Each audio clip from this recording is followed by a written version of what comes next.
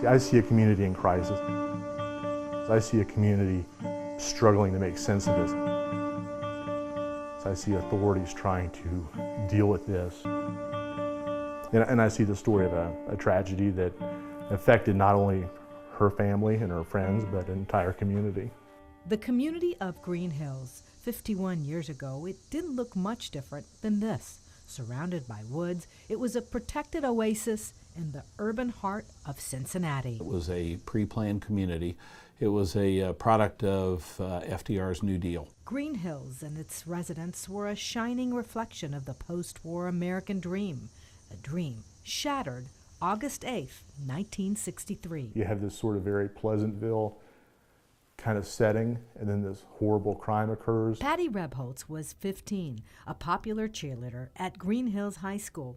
She was walking to her boyfriend's house after a dance at the American Legion Hall when someone beat her to death. Today, the hall is still there, and a backyard playset sits at a home on Jennings Road, marking the spot where Patty's body was found. This case, to me, feels curiously alive, even though it's been 51 years. There was never any kind of closure or justice, really, for her or her family. Another view of just looking at the scene.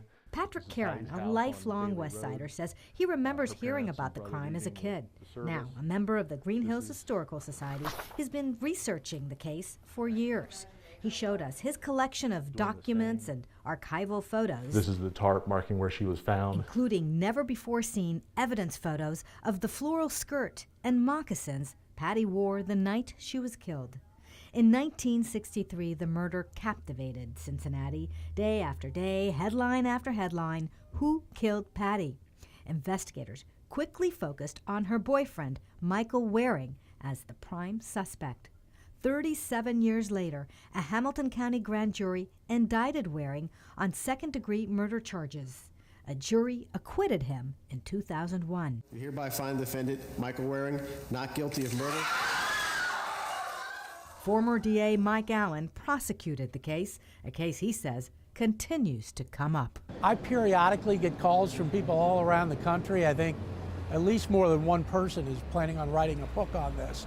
Another person already wrote a screenplay. Again, it's just one that tugs at people's heartstrings. I think she was hit one time. While Karen says the facts of the crime are fascinating, his hope is to record the historical significance the case has had on Green Hills. Just a few months later, JFK is going to be assassinated.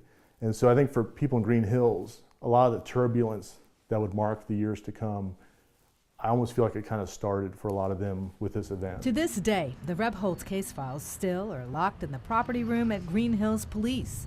The case, Chief Neil Fertelman says, technically remains open. This is just a crime that shouldn't have happened. Patty should have been around to bury her parents, not the other way around.